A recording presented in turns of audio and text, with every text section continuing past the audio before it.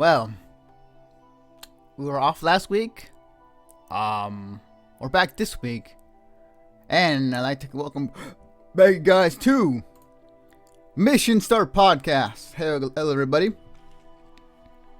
My name is Anthony, to be honest. I'm going to be hosting today's Mission Start Podcast. Thank you guys for joining me. So we got a number of topics. So right now I'm playing solo at the moment. Ramen will be joining us soon enough, as soon as he gets home. But in the meantime, I will talk about what I can talk about. We got a wide range of topics. Again, if you're watching this on the YouTube channel, thank you. Be sure to follow us on Stitcher and iTunes for the audio file, as well as our Patreon page. If you follow us on Patreon, you get this episode early. We're talking about right after the stream's over. Sorry, guys.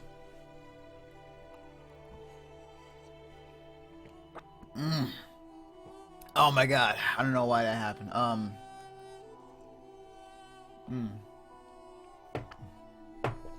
Okay. So, with that being said, I'll advertise more the stream and everything else toward the end of the show.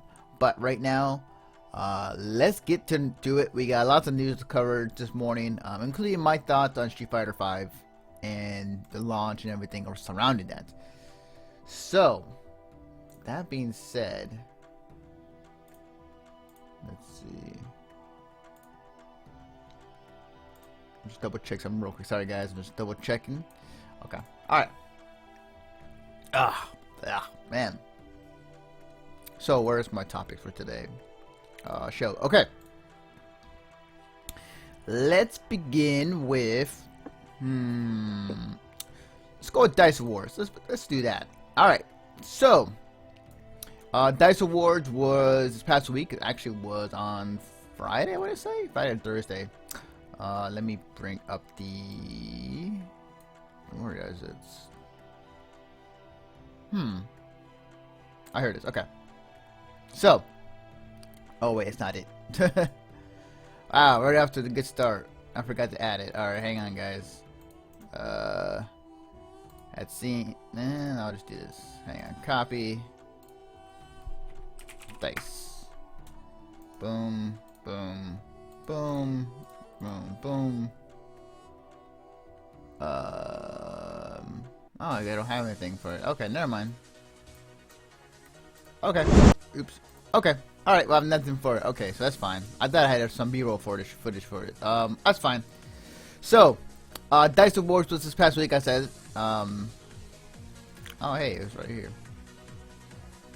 So one of the things that it was this, for those who don't know, the Dice Awards are pretty much like the, they're like the actual, like, official, like, award show for video games. Unlike the BGAs, or I mean the thing that Jeff Keighley hosts. This is more, I guess, professional in a way. It's more of a, I would say, a proper way for a video game award show to be. This would be it, without the whole trailer BS and kind of commercialism.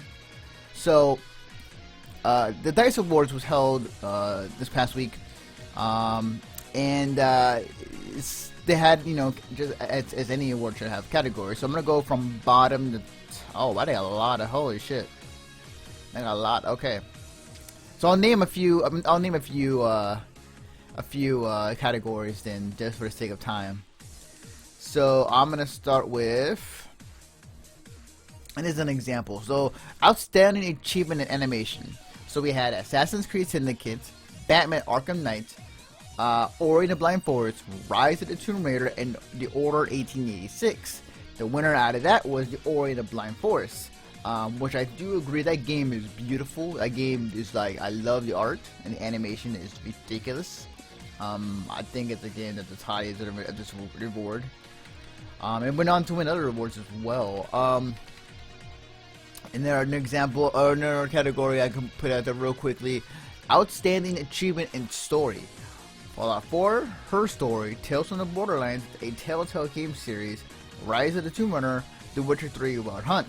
The winner of this category was The Witcher 3 Wild Hunt, which I mean, this is a trend because The Witcher 3 has been getting a lot of awards, not only in this award show, but in the last one as well. So it's a very highly awarded game. Excuse me. Let's see. So and then it's outstanding achievement in online gameplay. We got a couple categories here. We got Destiny: The Taken King, Halo 5 Guardians, Hearthstone, Heroes of Warcraft, Rocket League, and Splatoon. Coming out of that category was Rocket League, which I can't say more than the fact that Rocket League just exploded when it came to the online scene. It was an indie title that was free on the Sony store, and it was a caught on fire to where the point where they took over the online aspect, or the competitive scene, if you were. Hang on a minute. There we go. More light. Yay! Knocking them more brighter. And I'll say the last one. So, Game of the Year. The nominees were Bloodborne, Fallout 4, Ori the Blind Forest, Rise of the Tomb Raider, and The Witcher 3 Wild Hunt. Now, this one actually was surprising. I would have thought that The Witcher 3 Wild Hunt would win, because they've won every other award on here, as well as like Game of the Year on Jeff Keighley's award show last year. But actually, no, the winner of this was Fallout 4, which is very interesting. I mean, Fallout 4 has, a slew of its own problems, like any other game does. But the way that Fallout 4 is, it's a game to where you have so much to do, but at the same time, there's so many glitches that are like not only are they sometimes game breaking, sometimes they're really funny, and it's something you don't want to patch the game. But this has been a thing with Bethesda, so.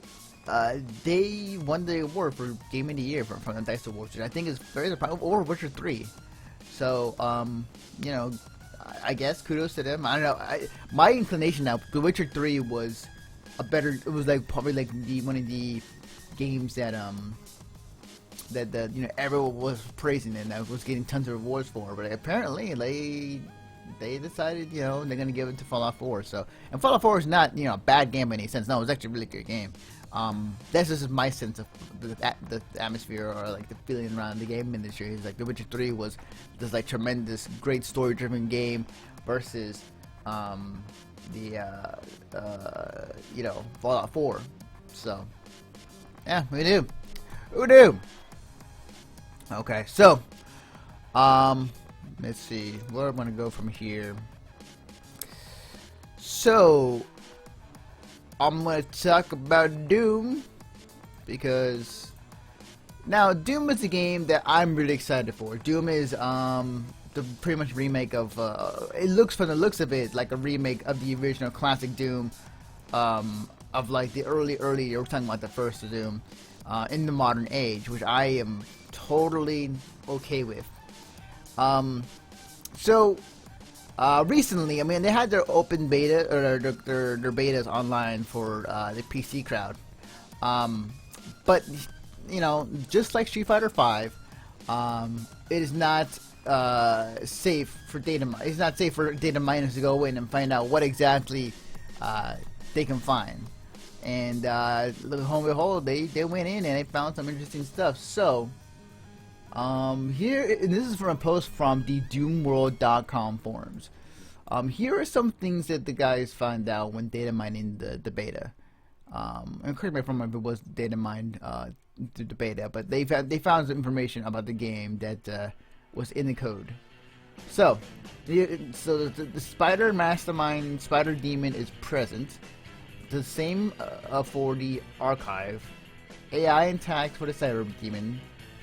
Multiplayer maps, some info about Marines versus the UAC personnel, might be factions involved, difficulty levels named after originals from Doom and Doom 2, which I think is pretty fucking sick, something about the Aqua and Hell Marine, some technical information related to rendering and cinematics, the name Xeon is present in almost every string, Maybe it was the original name for the project, or it's related to the canceled Doom game, aka Call of Doom. And then we went on to expose more information. Quake gameplay references, speed, movement, jumping boosts, multiple weapons info, nothing new here. Boss AI tags, classic bosses. Some info about the summoner, the monster from the GI article.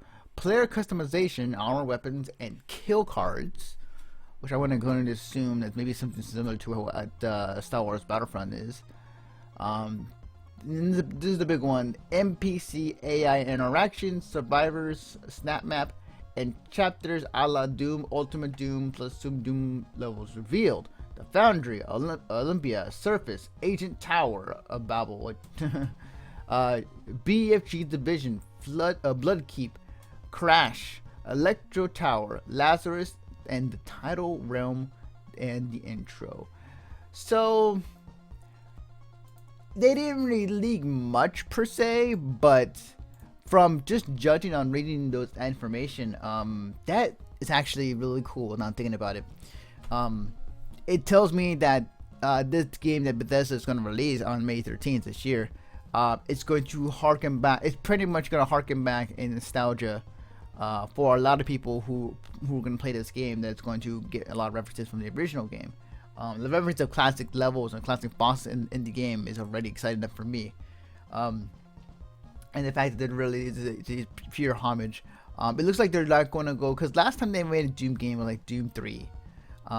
And it was a game to where they were trying to implement some sort of storyline where, you know, Mars was like being taken over by demons, and it was the gateway from hell. Excuse me. And they were trying to get a story out of it, or trying to make it more of a serious tone. But at the time, that the graphic, the way they showed it off was like monsters and corridors, like, you know, that's what the graphics going to be. Like, it, you know, was showing off like the next generation of graphics and how they're going to be for the next coming years. But this time around, they're taking the graphics are still really good, but they're taking the graphics and just kind of making them to re-render, or to making them they're making them into more of a rendering of the classic Doom villains and the Doom guns and everything else, while still keeping it modern with the gore and with, you know, some other added stuff to it. It looks like it's going to be just a complete like, not renewal, but a complete like remodeling. I'm gonna kind of think of the word, like a complete remake. There we go. Not that complete remake of Doom, change, but obviously some of the Doom aspects in terms of weapons and the classic enemies and whatnot. I'm very excited. Point being, even with the data mine, it just tells me like they're gonna put some awesome stuff in the game. Like, it's gonna be just a classic Doom. Because I love playing Doom. Like, Doom is one of my favorite, if not my favorite game of all time. I never get tired of playing that game. And yeah, I'm really excited for this game. So, you know, May 13th, I cannot wait for it to come any closer. I'm gonna play the crap out of that game when it comes out. In terms of single player, multiplayer, we'll see.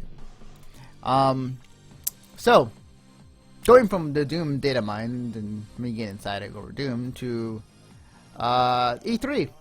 E3 is around the corner for those who don't know. It's going to be coming up in June. In June, or like early June. And, you know, us at Manchester Podcast, we'll be talking about E3 as always.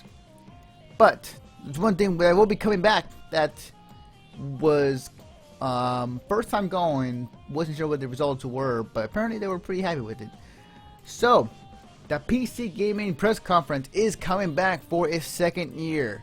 And I got the article, actually. So, this is off of PC Gamer, PCGamer.com, I should say. The PC Gaming Show is back for 2016. And you can read more information, but I'll read like the first 2 paragraphs. Last year, we were proud to produce a gathering during E3 just for the PC. It was months of work, but for it's all worth, I got the help to make this, and that's in quotations. We gained a lot of respect for the folks who put on these types of events every year, or year after year. Now we're one of them too. The PC Gaming Show will be back For 2016, watch live on the internet as some of the most exciting creators in gaming take the stage to share new footage and tell more about what they've been making. We'll be broadcasting the event at E3 live from Assassin's on Monday, June 13th at 12 noon Pacific time. So, the PC gaming, it's back. I enjoyed it. I think that I liked the laid back approach to it, and unlike the other press conferences where it's much more formal. You got a bunch of people come on and just like tell us what their game, more of a PR aspect. But when it came to the PC gaming press conference, it felt like a talk show. It felt like more laid back. They were showing off not only just games, but they were also showing off like a lot of tech as well, and talking about it. And it was being streamed on YouTube. YouTube and Twitch. So, it was really cool. I really enjoyed it actually. It was It was the end of the day. It was like in time where all the other press conferences were done. Although they're changing this one to 12 noon. So, yeah, it's I like it. It's cool. Like I really enjoyed these press conferences. And the PC gaming one, I think it was very interesting when they debuted. It definitely, I think, hit an area or a kind of a different style press conference than the other press conferences have. It's really cool to see, no doubt. So I'm excited to see what they have this year. And because of the PC, because here's the thing, funny too, it's like now they have a PC gaming conference. Now that's more of a thing. You're always gonna get people because there's one particular game that people really want to see out of Valve, or anything out of Valve really, but this is Valve's kind of home turf at this point because even though they have multi-platform with some of their games, most of their money comes from Steam and PC, Dota 2 namely. But man, they own that platform now. Like if they don't have to use it, but they could if they wanted to. They can go out there and just like, hey, we're making, Left 4 Dead 3 or God forbid Half-Life 3. So yeah, I'm pretty excited. I think they did a good job last year. Sorry guys for real yawning. I was out late last night. Yeah, no, but they did a really good job last year. I really enjoyed it. And I cannot wait for this year. So, mark the date, June 13th, 12 noon. It's going to be the next PC Gamer PC press conference. So, yeah, and again, all the E3 coverage will be covered by us, or as much as we possibly can. Or we can talk about it on our podcast. Like either way, we'll talk about games, lots of it, soon enough. Okay. So, going from the PT, and E3 coming up actually, to, let's see, where to go, Assassin's Creed. Did that not make a slide for it? I did. Okay, so.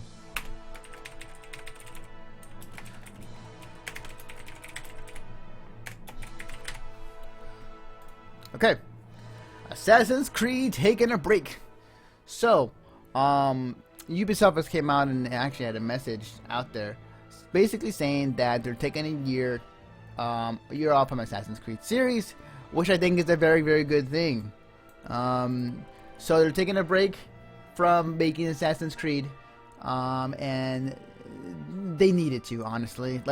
My guess is because they got Watch Dogs coming up the pipeline for this year. But Assassin's Creed has been a game that's been out almost every year, and while the last game scored critically well, it was another Assassin's Creed. People were my general notion of the game and the people who played it, was it's another Assassin's Creed game. They didn't really stray off too much off the formula. It wasn't anything that they didn't expect from another Assassin's Creed game. It was just it's another one. And I heard that some people are tired of Ubisoft cranking these out yearly. The quote or the term I can't miss you if you're always there type of thing is applied to this situation, because honestly, I am tired of these Assassin's Creed games.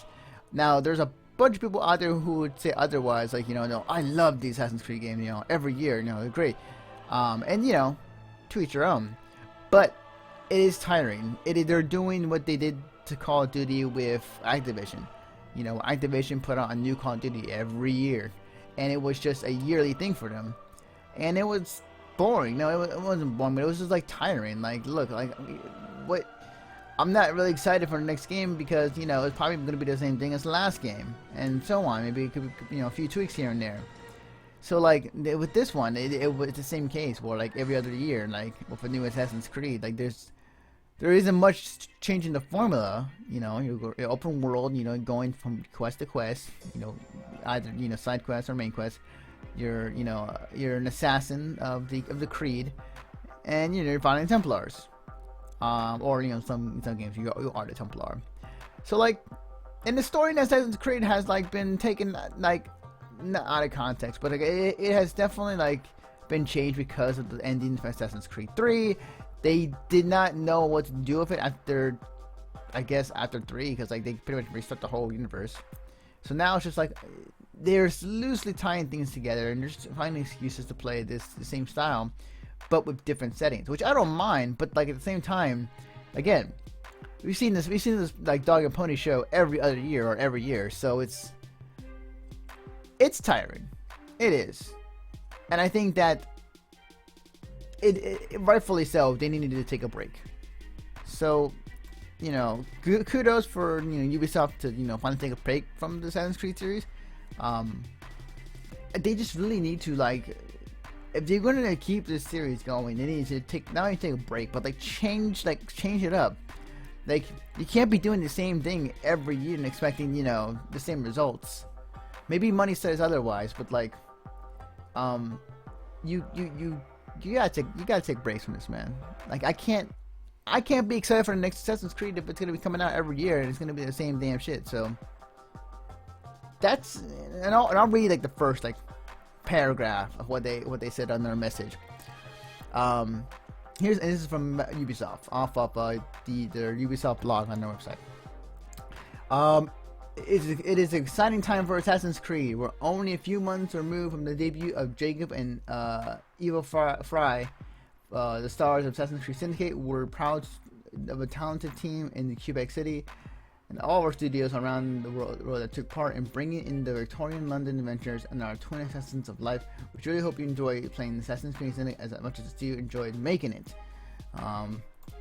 Wait, is this? I might have gotten the wrong website. Oh, no, here we go. Here's what I'm looking for. Alright. This year, we also stepping back and re-examining the Assassin's Creed franchise as a result. As a result, we've decided that there will not be a new Assassin's Creed game in 2016. Since the release of Assassin's Creed Unity. We've learned a lot based on the feedback.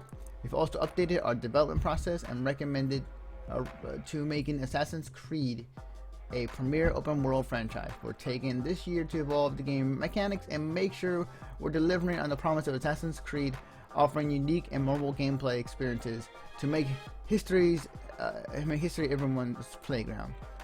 So, yes, like I said, take a break. Honestly, take a break.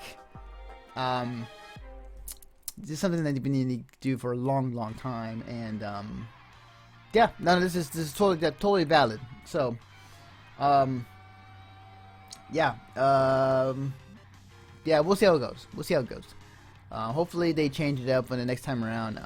I surely hope so, and they need to, because like they can't keep doing this because it's gonna kill the franchise. I'm pretty sure they almost are at that point with people ready, but yeah. All right, so going from Assassin's Creed to, I would say, who here likes free games? Now, by the time you're watching this on YouTube or if you listen to this on the podcast feeds, it might be already over. I'm not sure if we're still doing anything, but Sega has been coming out with some free games this week. They decided one day, like, hey, let's release some old games for free, called Make War Not Love. Now today, and I'm going to, where is it? So today, the games that are going to be free for today are Gunstar Heroes, Renegade Ops, and Viking the Battle for Asgard. Previously, they had other games, including Jet Set Radio was also free. Coming up is going to be Dawn of War 2. It's also going to be free as well. You gotta go off their website, so look up Make Love, or Make War Not Love. And you gotta, jump on this. I'm not quite sure how long it's gonna be for, but yeah, this is really cool. Sega decided to, hey, we're gonna release a lot of free games on Steam this week, and that's pretty cool. I was over that today. I'll download Gunstar. There's no freaking downloading that. Yeah, I might check out Renegade Ops. I'm not seeing much of that, but that, and yes, I did download Jet Set Radio. So no, it's really cool. It's like putting out the goodwill. It's like, hey, we're gonna have free games for you guys. Not because, of anything, really. Just because, we felt like it. So, yeah, definitely. And, man, I'm watching this footage of Gunstar Heroes. Holy crap. Game looks so good. Oh, God. What the hell? Why is there a smiley face? I have not played this game full, so that's new to me. That's weird. Okay. But, yeah, no, I'm excited. This is cool. I like this. So, yeah. So free games, baby. So check it out. MakeWarNotLove.com. Yeah. So good on for Sega for doing that. All right. So let's talk about. So we talked about DICE a minute ago. DICE also, not a minute ago. DICE also had a lifetime award given to Hideo Kojima, as well as honoring Iwata as well at this event that happened this past week. What the other interesting thing about this is that, so Del Toro and Kojima have this new bromance happening. They had a interview done during the DICE Awards. It might have been a panel, but they had it done. It was interviewed by Jeff Keighley. And they had this long and extensive interview, which you guys should go check out. Look up Hideo Kojima and Del Toro interview at DICE. It was a very interesting interview. Basically, both of them kind of sat down and explained, why they became friends and, why they admire each other's work, and just kind of their take on, what does the movie industry think of games? What does the game industry think of the movie industry? And kind of vice versa, comparing it to big industries. Del Toro is all about helping out Kojima. He's a pretty laid back guy, and he said in his interview during the Jeff Keighley thing, he said I will do whatever Kojima wants me to do. They definitely have this really cool bromance going on at the same time. For those who don't know, he was Del Toro, director of Mr. Grimm, also Pan Snapper and so on. Was helping out Hideo Kojima make Silent Hills at the time before it was shut down by Konami.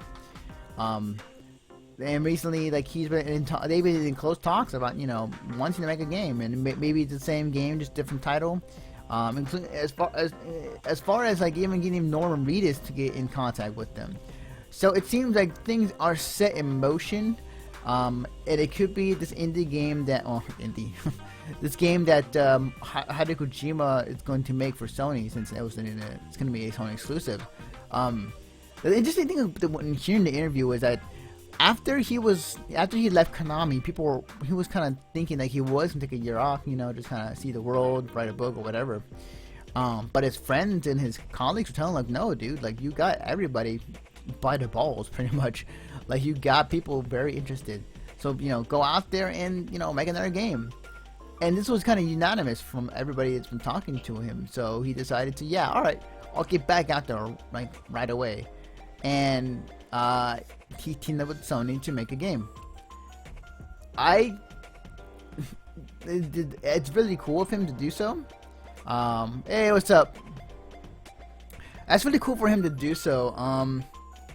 I think that if it were me, I would have taken a break. But the man who made Metal Gear never takes breaks apparently. So yeah, no, like he's back out there. He's gonna make a game for Sony, and Del Toro and Kojima are definitely in cahoots in terms of what they're gonna plan for the next thing.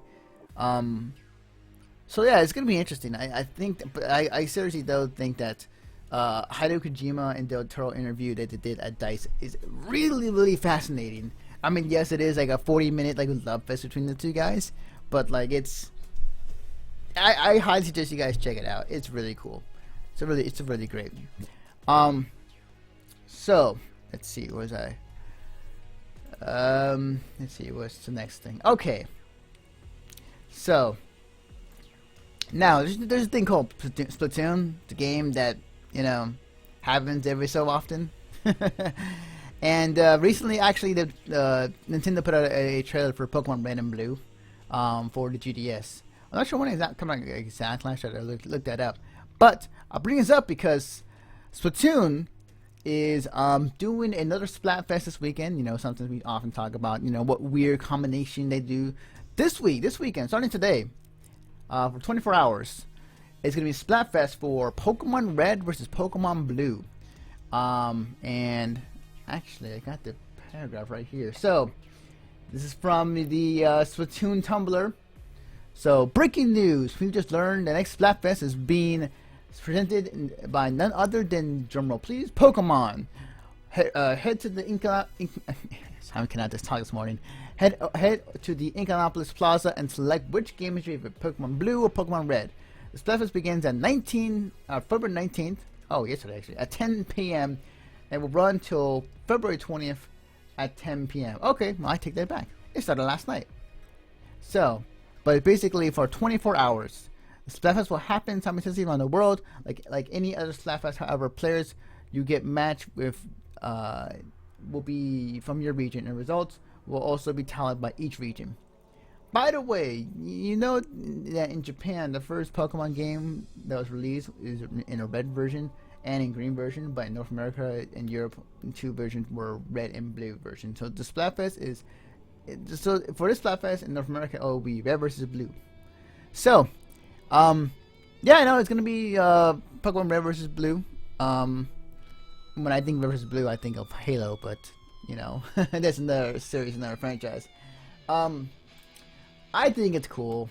I enjoy Splatfest. I enjoy just having these things pop up every so often, and this one is cool. I just like what Nintendo's doing with this.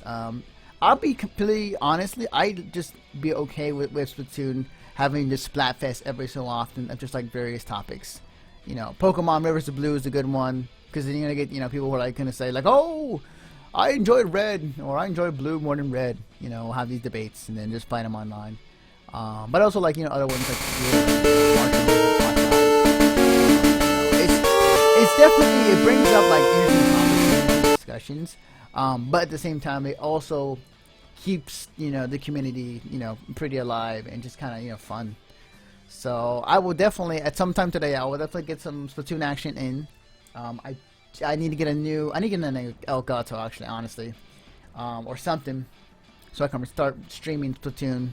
But I will take part in Splatfest today. Splatfest today. In terms of like what side I'm gonna be on, Pokemon Blue.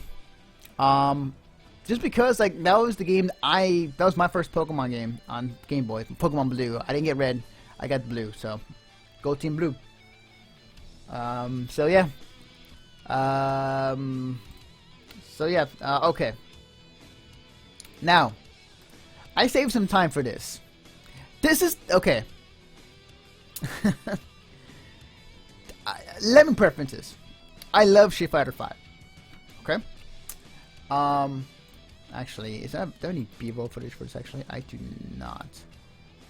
Let me. Oops. Okay. Here, I'll do this. Right. Well, hang on. Let me. Nah, that's good. We'll do it raw. We'll do it live. All right. Sorry, guys. No B-roll footage of this. I might put some in after editing. Anyways, so Street Fighter V. Don't get me wrong, I enjoy Street Fighter V. I love it. I just was at somebody's place last night. We all came together to play Street Fighter V, and it was great. It was awesome. But okay. And for those who don't know, I am part of the FGC, the fighting game community. That means, I really love fighting games. I'm more in tune to what the tournaments are happening and so on, yada yada. And I was gonna make a soapbox kind of thing with this already, but when the game came out this past week, the game that Capcom was pushing, that was like everybody can get into, that this is the game that if you were dismayed from Street Fighter 4, that this is the game that you can get into, and like it's not going to be hard, and it's made it easier. They literally took out like most mix-ups from the betas they found out of the game, and just made it purely just on a more fundamental level. With that being said, the game launched poorly. And what I mean by that the game launched with very little single player content. The servers were really bad, to the point to where, if you were playing a story mode, or if you were playing, whatever, imagine online, like at any given point you could be booted out. And it was pretty bad for Capcom for the last couple of days. Since then they fixed it. The servers are actually a lot better now than they were before. And given the fact that the only thing that had to go off of was that the beta test was off the people who pre-ordered the game. And that was only such a small sample versus a huge amount of people who are playing the game on launch day. And they didn't know. They did their research. So their servers were pretty bad. They were awful. But they fixed it since then. Well, as of right now, actually. The other thing that I think hurt them, and that also in this launch, was the fact that they came out with a game that was bare bones. The thing that worked the most, that was very fine-tuned, was the gameplay and the versus mode, and made sure the local versus mode and everything surrounding that worked. But when it came to everything around it, the online aspect, the lobby system, the trying to find your friends, or add a friend on the game, was even a difficult task for the other day I was playing on Street Fighter V. The fact that there's not much to do in single player, other than the fact that you have like a story mode and a survivor mode, and then like one or two, that was about it.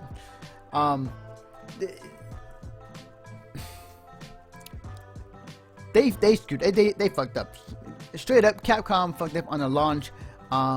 And here's the thing. Sony is paying the bill for this game. Capcom could not make this game on their own. That's why you had games that were remakes or remasters of older games, and just kind of put it out there to have Capcom make some sort of money. But when it came to just Street Fighter V, the game. Oh man, what was I going? The game was lacking content, but also it was oh man, I just lost train of thought. Oh my god. So let me step back. So yeah, the game is broken. Like there's just things about the game that did not launch well. Oh, and it hurts the Sony thing, right? So yeah, Sony was paying the bill pretty much. Capcom couldn't make the game because they were low on funds.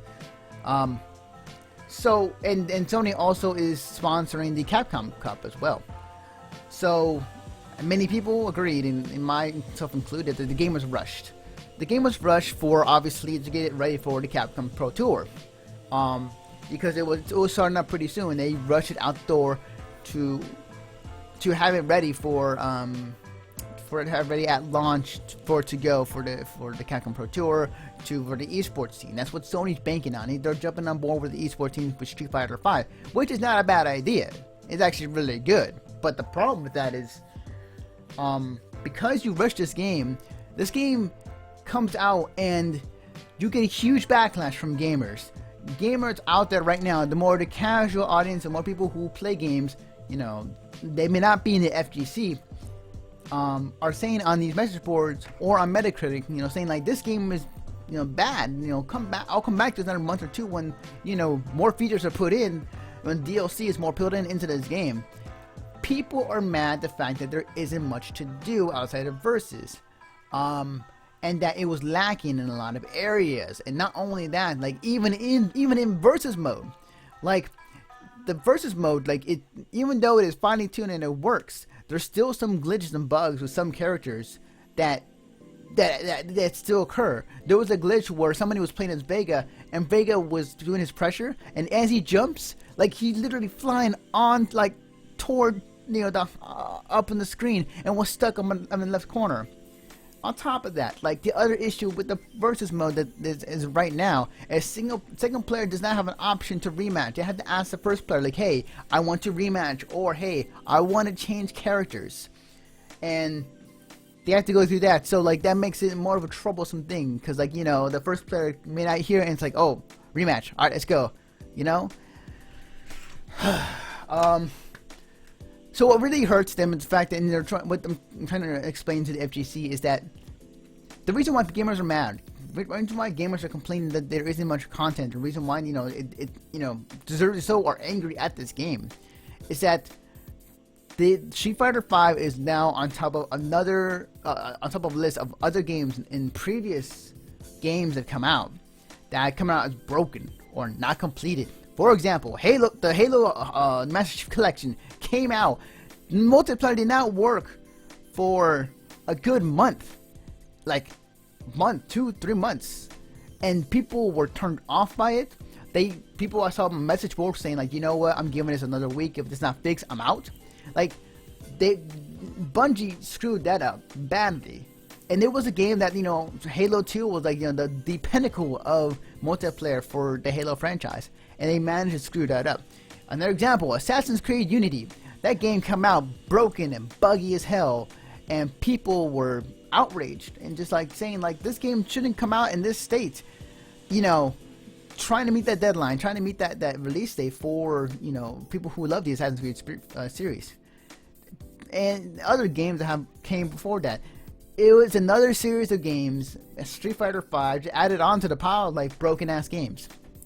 And I was watching the Giant Bomb quick look about it, and like Jeff Gerstmann, he's saying like look, this game shouldn't come out. It needs like a month or two just to be worked on and ironed out.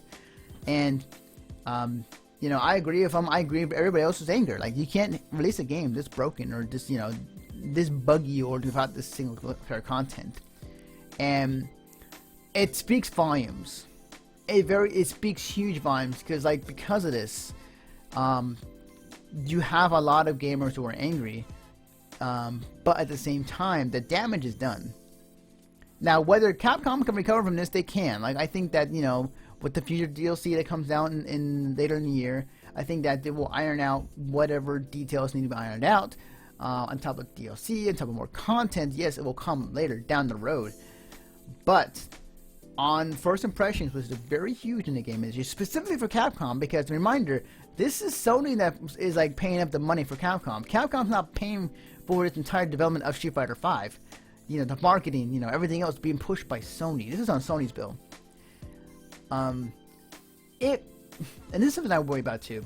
If Street Fighter V came out and it bombed, like I was thinking, like that might be it for Capcom. That might be it for the Street Fighter V series, and that might possibly be it for, getting FGC into esports. But because Capcom and Sony put I don't want to say the FGC in front of the casual audience, but the competitive esports scene over the casual audience, they're really hoping that the streams and the competitive nature of these matches will carry the game, will sell the game. In the meantime, before they fix everything that needs to be fixed, and not make it a fully complete game for the sake of casuals or for the sake of like everybody else who is not a competitive player. So what that leads to is the fact that we have a rush game, is that this game comes out, with not that many features, and that is a bare bones game, as many other people have said, as well as the glitches and other things that are still associated with this game. So, Capcom really screwed up. They did. They really screwed up. I can go on for hours about everything else that they've messed up on, but like, point being, First impressions in the game industry is very important, especially when it comes to games like Street Fighter. Essentially in Capcom's situation. Now I'm gonna be very curious to see what the sales numbers are gonna be for the first week, but the damage is done. I think that Capcom can recover. So even then, I'm not quite sure if they can recover from this. Damage has been done. Like there's a bad taste in everybody's mouth right now, and whether this will be a game where they're going to hopefully make it up in the long haul, maybe, but in the interim, like it does not look good for Capcom. It does not look for Sony. They had better hope. And here's the thing now. Here's part two. They had better hope that at EVO this year, that Street Fighter V brings in the most views that they possibly can. Street Fighter 4 always had the most views every year at EVO. If Street Fighter V at EVO comes out and the numbers are low, viewership wise, that might be very bad for Capcom and Sony and for Street Fighter. I would say maybe a little bit for the scene as well. But with everything being said, I think that Street Fighter V I love the game and I think the game is fun. But you cannot bring out a game that is like this in the States. If you want to survive in the game industry, you cannot do that, especially nowadays. So, Capcom, we'll see how it goes. This is very, very bad for Capcom, but like, they're fixing stuff. They're making sure the servers are okay, and they're definitely trying to make sure that this game functions and like have features in the future and just like things that will occupy the time of a lot of people. So that's my spiel. Yeah.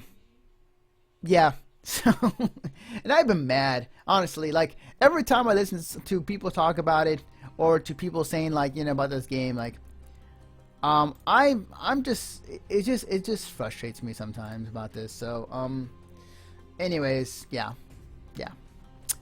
But yeah, Street Fighter V.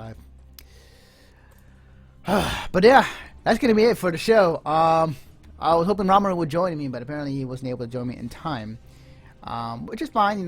Managed to make it through most of the show. So, if you enjoy the show, honestly, this actually should be like 12 minutes longer. But hey, you only do with one man.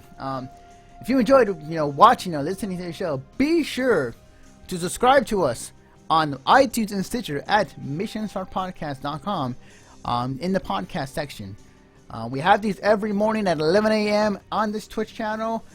If you are subscribed to us on Patreon, which I'll actually... If you subscribe to us on Patreon, you'll get this episode early among the other podcasts as well.